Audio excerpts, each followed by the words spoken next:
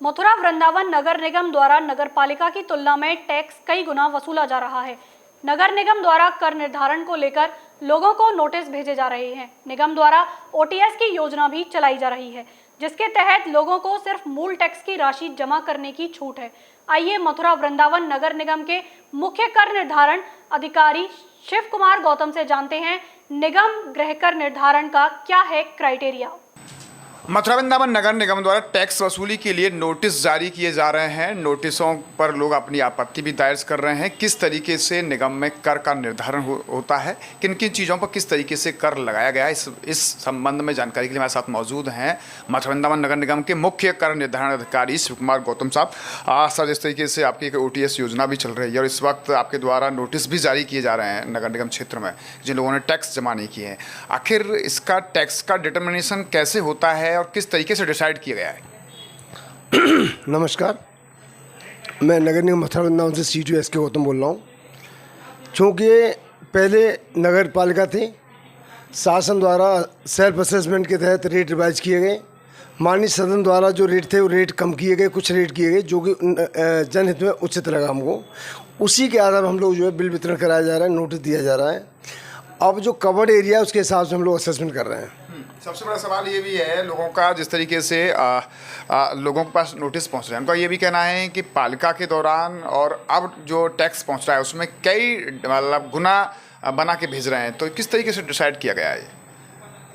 जब पालिका हुआ करती थी, जब वहाँ पे अपने हिसाब से लोग टैक्स लगा देते थे, लगना चाहिए 5,000 लगा दिया 500 रुपये। कैसे लगाते थे, किन परिस्थितियों में लगाते थे मुझे नहीं मालूम, मेरे संज्ञान में। लेकिन अब जो काम हो रहा है नियमानुसार हो रहा है, शासन के निर्देश है, स्पष्ट क्लियर निर्देश है कि जो कवर्ड एरिया है उसके हिसाब से आप कर आरोपण करेंगे। अगर कवर्ड एरिया 1,000 स्क्वायर मीटर है तो 1,000 स्क्वायर मीटर के हिसाब से हम लोग जो असेसमेंट करेंगे। अब चाहे उसको 10,000 आया चाहे 20,000, लेकिन हम लोग साइड में जाके QC कराते हैं, यानी क्वालिटी कंट्रोल कराते हैं, चेक कराते हैं अपने इंस्पेक्टर से। कहीं ऐसा ना हो टैक्स वास्तव में ज़्यादा लग रहा हो तो QC कराते हैं हम लोग अपने इंस्पेक्टर से। और मैं भी स्वतः जाता हूँ, हमारे नगराध्यक्ष महोदय द्वारा भी बहुत प्रयास किया गया है। लगभग 30-35 वार्डों का हम लोग असेसमेंट कर चुके हैं और QC किया जा चुका है इंस्पेक्टर के माध्यम से। और हमारी टैक्स फ्रेंड साहब भी में जाते हैं। हम लोग नहीं चाहते कि सरकार मतलब गवर्नमेंट अच्छा काम कर रही है, पब्लिक पे गलत इंप्रेशन न पड़े, लेकिन पब्लिक का हम लोग पूरा ध्यान रख रहे हैं। टैक्स है, हम लोग सरकारी टैक्स लगा हुआ है, हम टैक्स नहीं लगाएं तो हमारे विकास कार्य कैसे होंगे? तो टैक्स जनरेशन जो किया जा रहा है पूरी तरह से पारदर्शिता के साथ किया जा रहा है, ईमानदारी से साथ किया जा रहा है। मैं भी स्वयं जाता हूँ, कॉमर्शियल हो चाहे रेजिडेंशियल हो, स्वयं जाता हूँ। इस OTS योजना है क्या? आखिर लोगों को यही नहीं पता है, बहुत सारे आपने इसे कई बार इसे रिपीट किया गया है। इस योजना के तहत कौन से टैक्सेस पे आप छूट देते हैं? OTS योजना एक्चुअली मैं अप्रैल में आया गाजियाबाद से ट्रांसफ़र हो गए, तो यहाँ OTS योजना स्टार्ट हो चुकी थी। माननीय सदन द्वारा ये किया गया था प्रस्ताव कि OTS योजना लागू की जाए। उचित लगा क्योंकि जनहित में OTS योजना के तहत लोगों का पैसा काफ़ी मात्रा में आया। लगभग 5 करोड़ रुपये हमारा आया, जो पहले कभी नहीं आता था।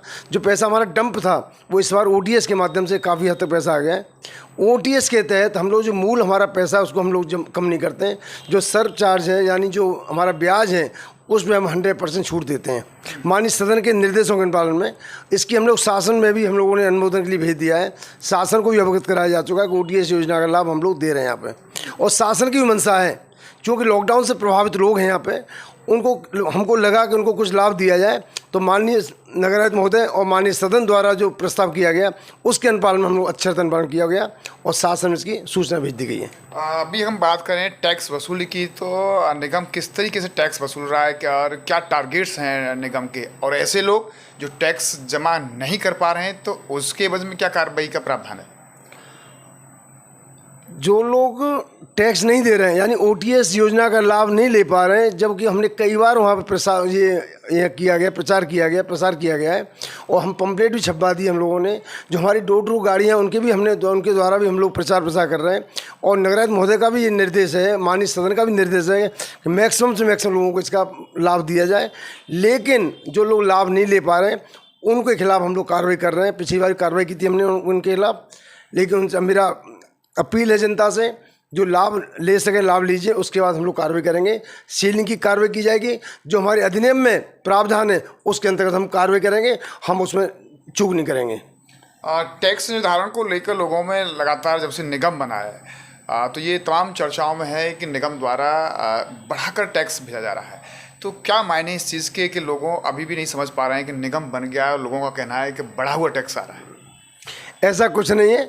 निगम बना है और निगम बना है जब से कुछ विकास कार्य हमारे बहुत अच्छे हो रहे हैं। पहले नगर पालिका थी, लोगों को विश्वास दिलाया जा रहा है, लोगों को मैं कन्विंस कर रहा हूँ। पब्लिक है, धीमे धीमे मानसिकता चेंज होगी पब्लिक की, क्योंकि नगर पालिका की स्थिति थी यहाँ पे। अब चूँकि टैक्स बढ़ रहा है और टैक्स बढ़ नहीं रहा है, ये टैक्स को हम लोग जो कवर्ड एरिया की जो नियमावली हमारी 2013 की बनी है उसके प्रावधानों के अंतर्गत हम लोग टैक्स नेट में लेके आ रहे हैं समरूपता के हिसाब से।